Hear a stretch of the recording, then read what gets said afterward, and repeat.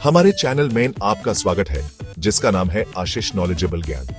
नमस्ते दोस्तों, आज हम एक ऐसे महान वैज्ञानिक के बारे में बात करेंगे जिनके बिना शायद आज की दुनिया इतनी समझदार और विकसित नहीं होती। जी हाँ, हम बात कर रहे हैं फिजिक्स के बाप सर आइजैक न्यूटन की। न्यूटन साहब ने हमें वो ज्ञान दिया जिसने विज्ञान की दुनिया को पूरी तरह से बदल दिया।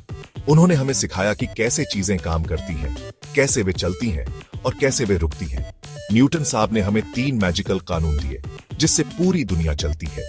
न्यूटन के पहले कानून के अनुसार कोई भी वस्तु तब तक स्थिर रहती है या एक समान गति से चलती रहती है जब तक उस पर कोई बाहरी बल न लगाया जाए।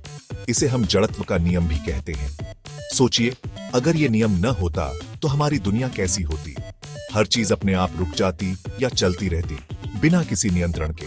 टेंशन मत लो, फिजिक्स बोरिंग नहीं है, सुनील ग्रोवर है ना। न्यूटन के दूसरे कानून के अनुसार किसी वस्तु पर लगाया गया बल उसके द्रव्यमान और त्वरण के गुणनफल के बराबर होता है। इसे हम F = sin ma के रूप में जानते हैं। ये नियम हमें बताता है कि कैसे बल और गति एक दूसरे से संबंधित हैं। न्यूटन के तीसरे कानून के अनुसार हर क्रिया के बराबर और विपरीत प्रतिक्रिया होती है। इसे हम एक्शन रिएक्शन का नियम भी कहते हैं। यह नियम हमें बताता है कि कैसे हर क्रिया का एक परिणाम होता है और ये परिणाम हमेशा समान और विपरीत दिशा में होता है। इन तीनों कानूनों को समझना बहुत जरूरी है क्योंकि ये हमारे जीवन के हर पहलू में लागू होते हैं। चाहे आप गाड़ी चला रहे हो, खेल खेल रहे हो या किसी भी प्रकार की गतिविधि में शामिल हो, न्यूटन के ये कानून हमेशा आपके साथ होते हैं। पहले कानून से शुरू करते हैं। रेडी? न्यूटन का पहला कानून हमें सिखाता है कि स्थिरता और गति कैसे काम करती है। जब तक किसी वस्तु पर बाहरी बल नहीं लगता, वह अपनी स्थिति में बनी रहती है। यह नियम हमें बताता है कि कैसे चीजें स्थिर रहती हैं या चलती रहती हैं। तो चलिए शुरू करते हैं फिजिक्स का राज खोलने। न्यूटन के इन तीनों कानूनों को समझकर हम न केवल विज्ञान को बेहतर तरीके से समझ सकते हैं, बल्कि अपने जीवन को भी बेहतर बना सकते हैं। तो दोस्तों, तैयार हो जाइए फिजिक्स के इस अद्भुत सफर पर चलने के लिए। न्यूटन का पहला कानून बोलता है कि अगर कोई चीज आराम से है तो आराम से ही रहेगी। जब तक उसको कोई छेड़े नहीं, वो अपनी जगह से नहीं हिलेगी। एग्जाम्पल, इमेजिन करो, आप एक सोफा पर बैठे हो, टीवी देख रहे हो। जब तक कोई आपको उठाकर भगा ना दे, आप वहीं चिपके रहोगे, राइट? यही है न्यूटन का पहला कानून। सिंपल है ना?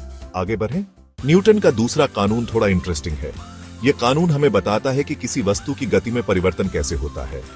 ये बोलता है कि किसी चीज को कितना तेज धक्का लगेगा, ये डिपेंड करता है 2 चीजों पर। पहला, जोर कितना लगा रहे हो, और दूसरा, चीज कितनी भारी है।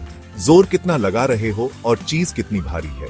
एग्जाम्पल, मान लीजिए आपको एक सूटकेस खिसकाना है। अगर सूटकेस खाली है तो आराम से खिसक जाएगा, लेकिन अगर सूटकेस में पत्थर भरे हैं तो जोर लगाना पड़ेगा, राइट? ज्यादा जोर, ज्यादा speed. Simple physics, no logic. अब न्यूटन के दूसरे कानून को और डिटेल में समझते हैं। न्यूटन का दूसरा कानून कहता है कि किसी वस्तु की गति में परिवर्तन उसके मास और उस पर लगने वाले फोर्स के डायरेक्टली प्रोपोर्शनल होता है। इसका मतलब है कि अगर आप किसी वस्तु पर ज्यादा फोर्स लगाते हैं तो वह ज्यादा तेजी से मूव करेगी, और अगर वस्तु का मास ज्यादा है तो उसे मूव करने के लिए ज्यादा फोर्स की जरूरत होगी। मान लीजिए आप एक कार को पुश कर रहे हैं। अगर कार का वेट कम है तो आप उसे आसानी से पुश कर सकते हैं, लेकिन अगर कार का वेट ज्यादा है तो आपको उसे पुश करने के लिए ज्यादा फोर्स लगाना पड़ेगा। इसी तरह अगर आप जिम में वेट्स उठा रहे हैं तो हल्के वेट्स को उठाना आसान होगा, लेकिन भारी वेट्स को उठाने के लिए आपको ज्यादा फोर्स लगाना पड़ेगा। न्यूटन का दूसरा कानून हमें यह भी बताता है कि फोर्स और एक्सेलरेशन का रिलेशन क्या है। अगर आप किसी वस्तु पर कांस्टेंट फोर्स लगाते हैं तो उसकी एक्सेलरेशन कांस्टेंट रहेगी, लेकिन अगर आप फोर्स को बढ़ाते हैं तो उसकी एक्सेलरेशन भी बढ़ेगी। इसी तरह अगर आप फोर्स को कम करते हैं तो उसकी एक्सेलरेशन भी कम हो जाएगी। अब एक और एग्जांपल लेते हैं। मान लीजिए आप एक बॉल को थ्रो कर रहे हैं। अगर बॉल का वेट कम है तो आप उसे ज्यादा दूर थ्रो कर सकते हैं, लेकिन अगर बॉल का वेट ज्यादा है तो उसे थ्रो करने के लिए आपको ज्यादा फोर्स लगाना पड़ेगा और वह उतनी दूर नहीं जाएगी।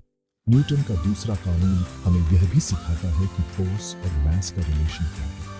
अगर किसी वस्तु का मास ज्यादा है तो उसे मूव करने के लिए ज्यादा फोर्स की जरूरत होगी, और अगर किसी वस्तु का मास कम है तो उसे मूव करने के लिए कम फोर्स की जरूरत होगी। इस तरह न्यूटन का दूसरा कानून हमें यह समझने में मदद करता है कि किसी वस्तु की गति में परिवर्तन कैसे होता है और उसे मूव करने के लिए कितना फोर्स लगाना पीडी देता है। ये कानून हमारे डेली लाइफ में भी बहुत यूजफुल है। चाहे आप कार पुश कर रहे हैं, जिम में वेट्स उठा रहे हैं या बॉल थ्रो कर रहे हैं, न्यूटन का दूसरा कानून हर जगह लागू होता है। तो अगली बार जब आप किसी भारी वस्तु को मूव करने की कोशिश करें तो याद रखिए, ज्यादा speed, simple physics, no logic. ये रहा न्यूटन का तीसरा कानून और मेरा फेवरेट। न्यूटन का ये लॉ बहुत ही इंटरेस्टिंग है और इसे समझना भी बहुत आसान है। ये बोलता है कि हर एक्शन का एक ऑपोजिट रिएक्शन होता है। मतलब जब भी आप कोई एक्शन करते हैं तो उसके बदले में एक रिएक्शन होता है जो इक्वल और ऑपोजिट होता है। मतलब अगर आपने किसी चीज को मारा तो वो चीज भी आपको मारेगी सेम फोर्स से। ये कॉन्सेप्ट सिर्फ मारने तक ही सीमित नहीं है बल्कि हर तरह के एक्शंस पर लागू होता है। एग्जाम्पल, कभी दीवार पे मुक्का मारा है, दर्द हुआ था ना? ये इसलिए हुआ क्योंकि दीवार ने भी आपको उतनी ही जोर से मारा। ये एक परफेक्ट एग्जाम्पल है न्यूटन के तीसरे कानून का, क्योंकि दीवार ने भी आपको उतनी ही जोर से मारा। ये लॉ हमें यह भी सिखाता है कि हमें अपने एक्शंस के बारे में सोच समझकर काम करना चाहिए, क्योंकि हर एक्शन का एक रिएक्शन होता है। सोचो, अगर हर एक्शन का रिएक्शन ना होता तो कितना मजा आता।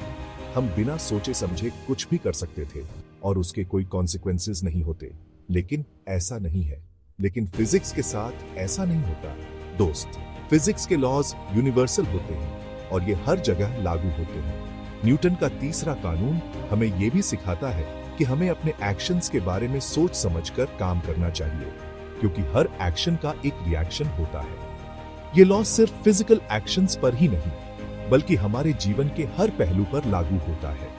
जैसे कि अगर हम किसी के साथ अच्छा व्यवहार करते हैं तो हमें भी अच्छा रिस्पॉन्स मिलता है, और अगर हम किसी के साथ बुरा व्यवहार करते हैं तो हमें भी बुरा रिस्पॉन्स मिलता है। ये लॉ हमें ये भी सिखाता है कि हमें अपने एक्शंस के बारे में सोच समझकर काम करना चाहिए, क्योंकि हर एक्शन का एक रिएक्शन होता है। इसलिए हमें हमेशा पॉजिटिव एक्शंस करने चाहिए ताकि हमें पॉजिटिव रिएक्शंस मिले। न्यूटन का ये लॉ बहुत ही पावरफुल है और इसे समझना भी बहुत आसान है। तो दोस्तों, हमेशा याद रखिए, हर एक्शन का एक रिएक्शन होता है और हमें अपने एक्शंस के बारे में सोच समझकर काम करना चाहिए। धन्यवाद।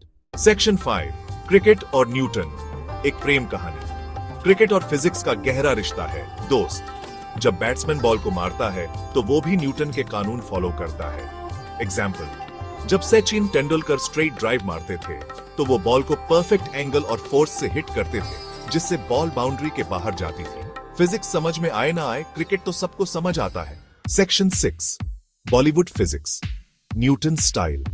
बॉलीवुड मूवीज में भी फिजिक्स के कानून दिखते हैं, लेकिन थोड़ा हटके तरीके से। एग्जाम्पल, हीरो जब विलेन को एक पंच मारता है तो विलेन 10 फीट दूर जाके गिरता है। ये तो सिर्फ बॉलीवुड में ही पॉसिबल है। फिजिक्स को साइड में रखो, एंटरटेनमेंट के लिए कुछ भी चलेगा। सेक्शन 7, न्यूटन, हम तुम्हारे अभी भी दीवाने हैं। तो दोस्त, ये थे न्यूटन के 3 कानून, सिंपल और स्वीट। इन्हें याद रखो, लाइफ में कभी फिजिक्स से डर नहीं लगेगा। फिजिक्स बोरिंग नहीं है, बस समझने वाला चाहिए। सेक्शन 8, सीखो और सिखाओ। आज जो सीखा अपने दोस्तों को भी सिखाओ। फिजिक्स को बनाइए इंटरेस्टिंग और इजी, सुनील ग्रोवर के स्टाइल में, क्योंकि नॉलेज बांटने से बढ़ाता है। सेक्शन 9, खत्म, बाय बाय टाटा। तो चलिए दोस्तों, आज के लिए इतना ही। मिलते हैं नेक्स्ट टाइम नई इंफॉर्मेशन और नई हंसी के साथ। धन्यवाद, शुक्रिया, थैंक यू।